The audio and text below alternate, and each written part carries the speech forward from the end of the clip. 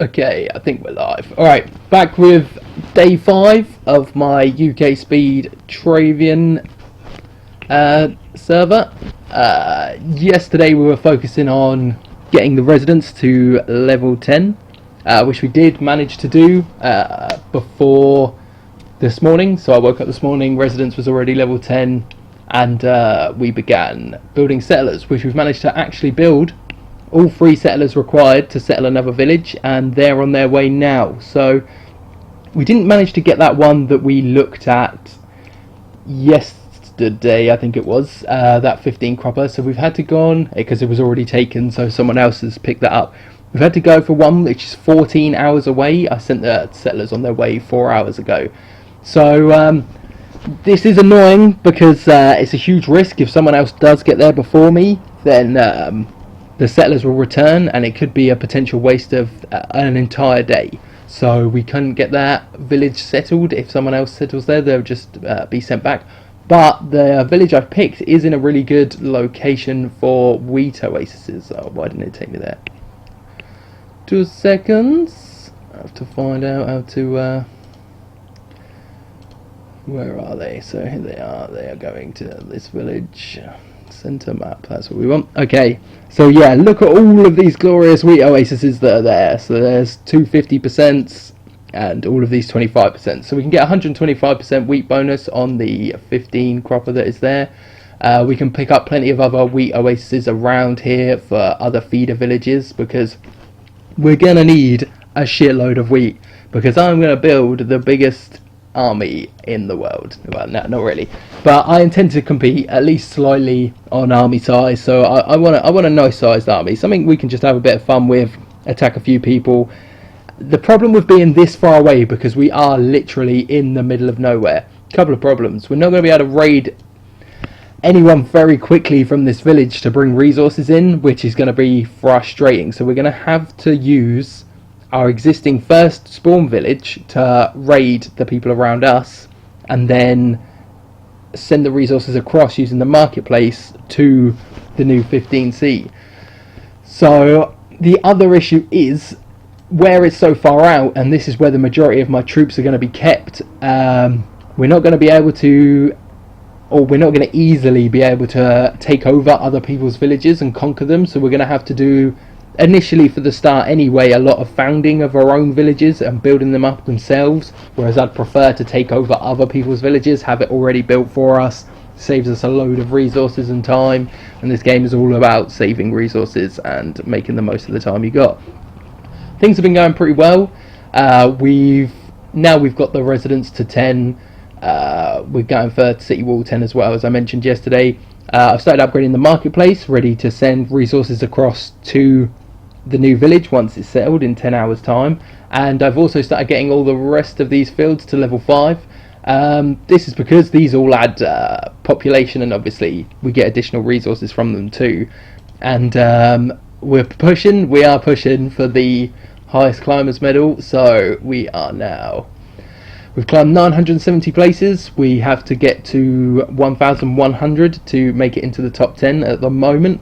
So it's definitely a possibility. We're getting a lot closer. Oh, look at this. Look at this. We've raided 102,000 resources since yesterday.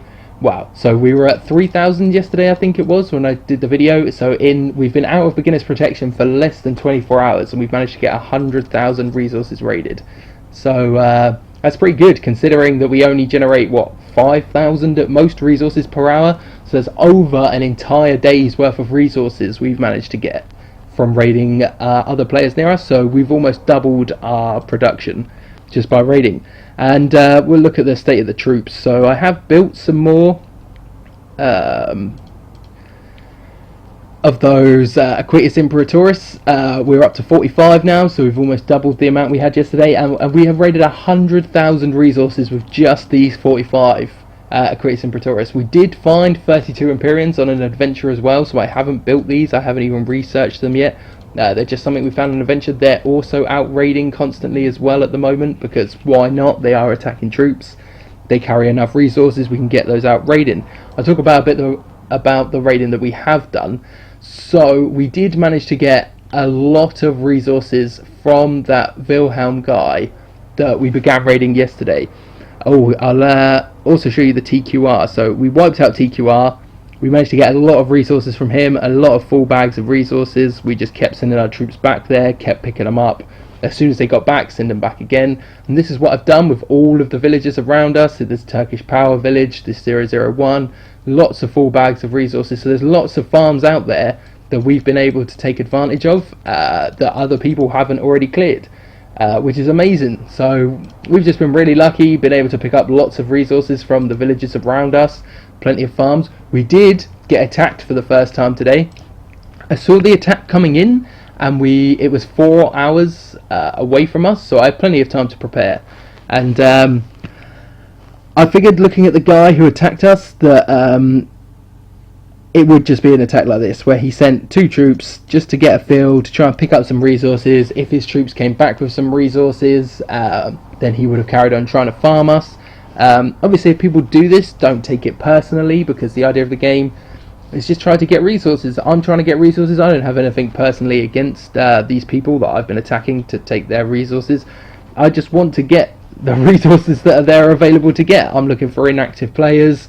I don't want any sort of hassle or issues at this stage, because really I have 45 horses. What can I really do to anyone?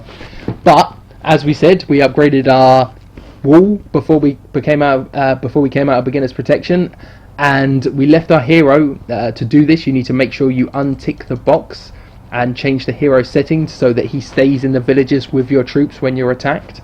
Turn my phone off. As we said, we left him in, we upgraded the wall. This guy, he attacked, he lost both of his troops, we lost absolutely nothing, none of our troops died, so he should not be returning for more, unless obviously he's really persistent and has some sort of vendetta, but that's pretty unlikely. So he just won't be coming back, and that's our plan for any attack we get come in. They're mostly going to be trying to look for resources where they can pick them up from players far away.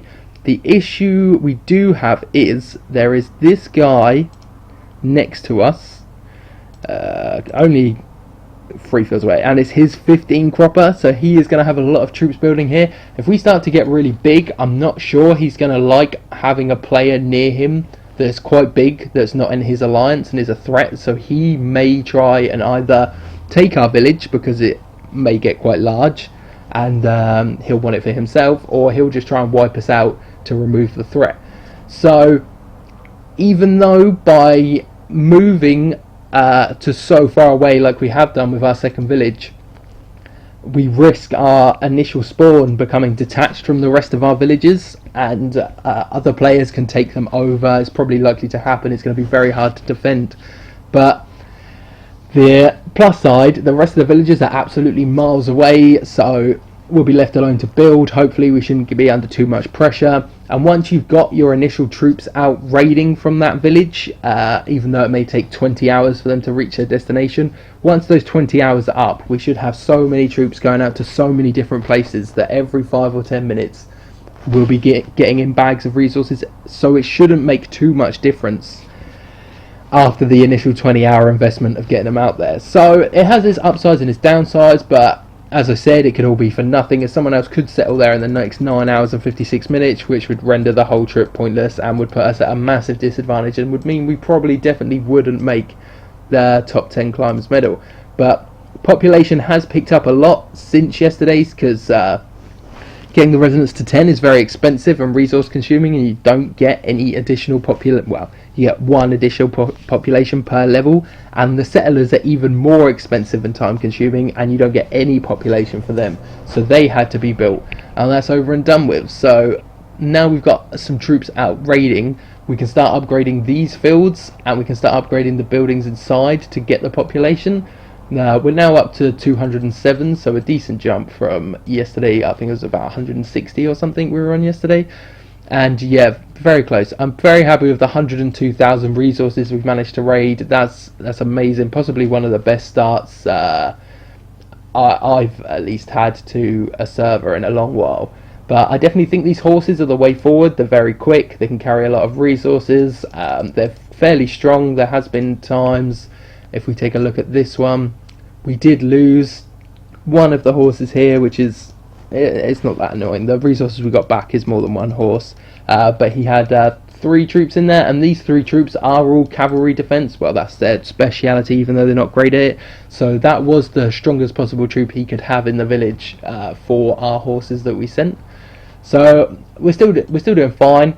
What I have done to find farms is I've talked about sending out my hero first, which we've been doing.